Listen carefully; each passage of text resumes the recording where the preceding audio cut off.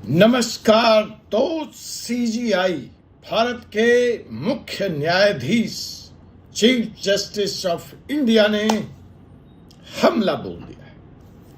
हमला इस बार एनसीईआरटी पे नहीं है, हमला है इस बार ट्रिब्यूनल सिस्टम पर, हमला है इस बार देश में काम कर रहे ट्रिब्यूनल्स पर। तो क्या आप तक यह खबर पहुंची है कि सीजीआई का रुख ट्रिब्यूनल्स की कार्य प्रणाली को लेकर बहुत सख्त हो चला है? हमारे चीफ जस्टिस ऑफ इंडिया का यह मानना है, जी हां, तथ्यों के आधार पर जिस दिन वह ट्रिब्यूनल पर अपनी सख्ती की छटा बिखेर रहे थे, मैं उस कोर्ट में मौजूद था और न चाहते हुए भी उनकी बातों से सहमत होना पड़ेगा। सीजीआई साहब पूछ रहे थे भारत सरकार से और भारत सरकार के वकील से कि क्या आपको लगता नहीं है कि यह ट्रिब्यूनल सिस्टम हमारी न्याय व्यवस्था पर एक सफेद हाथी बन गया है, एक बोझ बन गया है? क्या भारत की न्याय व्यवस्था खतरे में? ऐसा सीजीआई साहब पूछ रहे थे। देश के मुख्य न्यायाधीश जब उनके सामने एक मसला आया, जी हां, वो सुप्रीम कोर्ट की रजिस्ट्री पे भी उस दिन वैसे ही खफा थे। एनसीईआरटी पर तो थे ही, एनसीईआरटी की खबर बन गई, लेकिन ट्रिब्यूनल की यह मसला, ट्रिब्यूनल का यह समस्या खबर न बन पाई।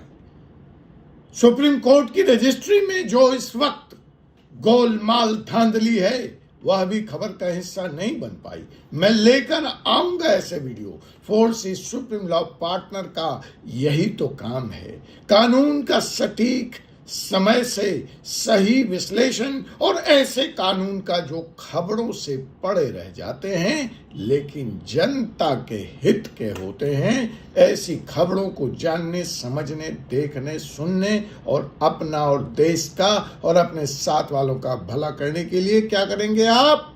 फोर्स सुप्रीम लॉ पार्टनर्स को सब्सक्राइब करें। तो चलिए आप करें, आपका भला, न करें आपका बहुत भला। तो फिलहाल हम चलते हैं देश के मुख्य न्यायाधीश की तरफ और समझते हैं कि वो क्या कह रहे हैं। उन्होंने पूछा कि इस ट्रिब्यूनल सिस्टम के नाम पर हमने भारत की न्याय व्यवस्था को क्या बना दिया?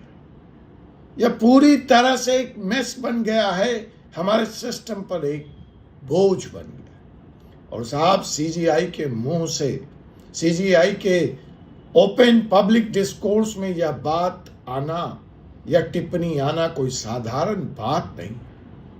जब भारत के चीफ जस्टिस खुले मन से ट्रिब्यूनल सिस्टम पर सवाल उठाएं तो समझ लीजिए मामला अति गंभीर है, अति गहरा है। सवाल यह है कि क्या ट्रिब्यूनल जो अदालतों का बोझ कम करने के लिए बनाए गए थे, आज खुद न्याय व्यवस्था पर एक बोझ बन गए। आज हम भावनाओं से नहीं, कानून और संविधान की भाषा में बात करेंगे। ट्रिब्यूनल आए कहां से आगे, सोच क्या थी?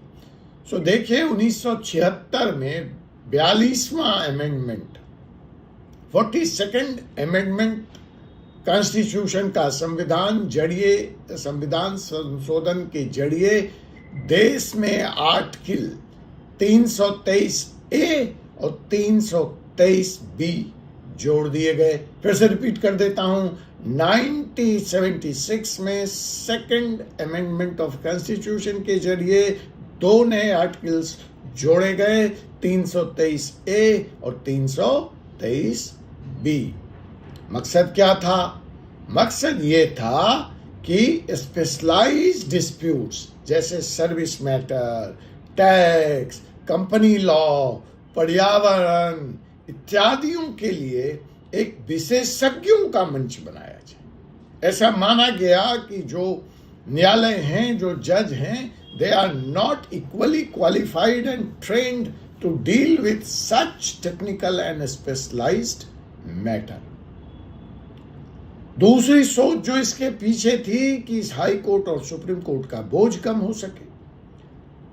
टेक्निकल मामलों में एक्सपर्टाइज आए, विशेषज्ञता आए, इसलिए इन ट्रिब्यूनल्स में जुडिशियल मेंबर के साथ साथ एक टेक्निकल मेंबर का भी प्रोविजन रखा गया। और तीसरी बात थी कि भाई न्याय, justice delayed is justice denied, तो यहाँ त्वरित न्याय लोगों को मिले। अर्थात ट्रिब्यूनल्स को लाने के पीछे जो तो बुनियादी बात थी वह थी स्पीड और specialisation, S² speed and specialisation, और उसका मॉडल बनाना। लेकिन आज चीफ जस्टिस खुद पूछ रहे हैं, क्या हमने सिस्टम को जटिल बना दिया है? संविधान का मूल सिद्धांत न्यायिक स्वतंत्रता, यही तो मूल सिद्धांत है। भारत का संविधान सिर्फ अदालतों का ढांचा नहीं देता है, वो न्यायिक स्वतंत्रता की गारंटी करता है। जुडिशियल इंडिपेंडेंस, जुडिशियल रिव्यू, यह संविधान का बेसिक स्ट्रक्चर।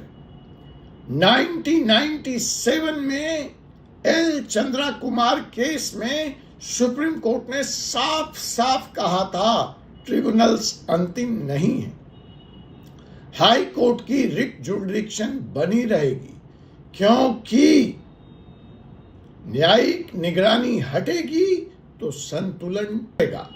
अब अगर ट्रिब्यूनल्स नियुक्तियों में एग्जीक्यूटिव कार्यपालिका के नियंत्रण में है, इनका टेन्योर कम अवधि का होता है, बार बार रिस्ट्रक्चरिंग होती है, स्टाफ की कमी है और इनके दिए गए फैसलों की गुणवत्ता पर भी काफी सवाल उठे हैं। तो सवाल उठता है कि क्या यह स्वतंत्र मंच है या अर्ध प्रशासनिक इकाई, या फिर अधिकारियों का ही, प्रशासन का ही एक एक्सटेंशन है? और यही संवैधानिक चिंता है। सोच यह नहीं थी, सोच न्याय की थी, प्रशासनिक नहीं थी, लेकिन यह बन गया है अर्ध प्रशासनिक इकाई। अब ग्राउंड रियलिटी क्या है?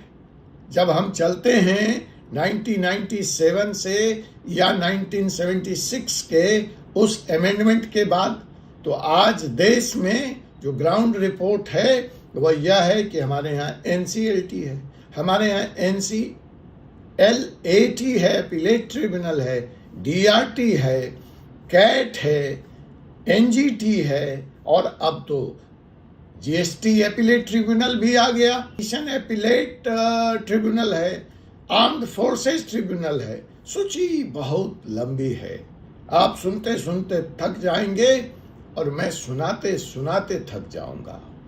लेकिन आम शिकायतें क्या है? इन सब की कॉमन प्रॉब्लम क्या है? पद खाली हैं, टेक्निकल मेंबर अपॉइंट नहीं हुए, मामलों का ढेर लगा हुआ है, आदेश जो पारित हो रहे हैं उनकी गुणवत्ता पर प्रश्न चिन्ह खड़े किए गए हैं, और अपील सीधे सुप्रीम कोर्ट पहुंच रही है। अब अगर हर दूसरा मामला आखिरकार सुप्रीम कोर्ट ही जाना है, तो फिर ट्रिब्यूनल ने बोझ कम किया या ट्रिब्यूनल ने बोझ को बढ़ा दिया? इसका जवाब आपको देना है। CJI जब कहते हैं कि ये ट्रिब्यूनल नो मैन्स लैंड बन चुका है, तो यह कितना फिट बैठता है?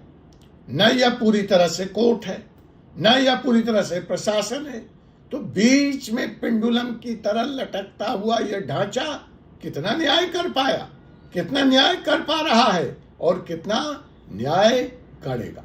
और फिर एक टकराव है ट्रिब्यूनल्स और हाई कोर्ट का। जब हाई कोर्ट कहता है कि आपके पास वैकल्पिक रेमेडी है, आप पहले ट्रिब्यूनल जाइए, लेकिन ट्रिब्यूनल की हालत बद से बदतर है। अब लिटिगेंट क्या करे इस चक्रव्यूह में? अगर ट्रिब्यूनल के आदेशों की गुणवत्ता कमजोर है तो अंततः फिर वही मामला हाई कोर्ट और सुप्रीम कोर्ट पहुंच जाता है। मतलब दोहरी प्रक्रिया, दोगुना खर्च, दोगुना समय, दोगुना रिसोर्स का दोहन, दोगुना बोझ अदालतों पर। और फिर आप कहते हैं अदालतों में न्याय नहीं मिलता है, मिलता है तारीख पे तारीख। तो क्या इसको हम एक्सेस टू जस्टिस कह सकते हैं? क्या यह एक स्वस्थ लोकतंत्र का परिचायक है? न्याय सिर्फ उपलब्ध होना काफी नहीं है, न्याय का प्रभावी और विश्वसनीय होना भी उतना ही जरूरी है। अब इस परिप्रेक्ष्य में जो कॉन्स्टिट्यूशनल सवाल है, जो संवैधानिक प्रश्न है, वह क्या है कि आज ट्रिब्यूनल सिस्टम की जो अकाउंटेबिलिटी है वो सबसे बड़ी चुनौती है, वह सबसे बड़ा सवाल है।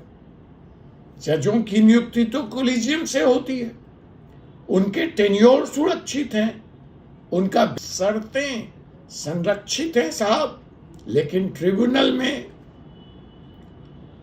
जजेस की नियुक्ति या टेक्निकल मेंबर की नियुक्ति की जो चयन समिति करती है उसमें वर्चस्व तो कार्यपालिका का ही है। जिसके खिलाफ हम अपील लेके आ रहे हैं वही वहां बैठा है, जिसने आदेश पारित किया वही रिव्यू कर रहा है अपने आदेश का। फिर यह कैसा न्याय है? फिर दूसरी समस्या है कि इनका कार्यकाल भी अति सीमित है। और फिर तीसरा प्रश्न है इनकी पुनर्नियुक्ति, ये जाए तो जाए कहाँ 2-3 साल यहाँ गुजारने के बाद। तो इससे स्वतंत्रता की जो अवधारणा है न्याय में, स्वतंत्रता की जो धारणा है वह भी कहीं ना कहीं इम्पैक्ट या इफेक्ट होती है, प्रभावित होती है। सुप्रीम कोर्ट ने कई बार मद्रास बार एसोसिएशन के मामलों में कहा है कि ट्रिब्यूनल्स को कोर्ट के समान स्वतंत्र और गरिमा में होना पड़ेगा, उनको ऐसा होना चाहिए। अगर वह नहीं है तो यह पूरा का पूरा मॉडल ही पुनर्विचार के योग्य है। अब सवाल उठता है कि इस टिप्पणी के बाद, इन संवैधानिक सवालों के बाद आगे का रास्ता क्या है? इस मामले में क्या समाधान है?